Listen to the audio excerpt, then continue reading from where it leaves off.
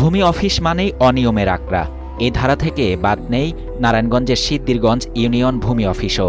বুধবার সকাল ৯টা ১০ মিনিটে ভূমি প্রতিমন্ত্রী সেই অফিসে গিয়ে দেখেন কোনো কর্মকর্তা আসেননি অফিসে।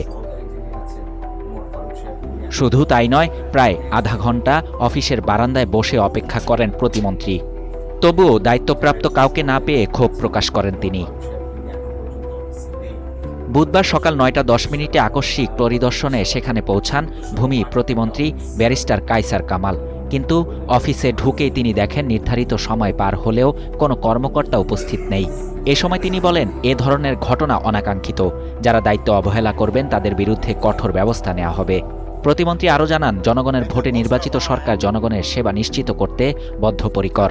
কোনো ধরনের অনিয়ম বা দুর্নীতি বরদাস্ত করা হবে না বলেও হুঁশিয়ারি দেন তিনি।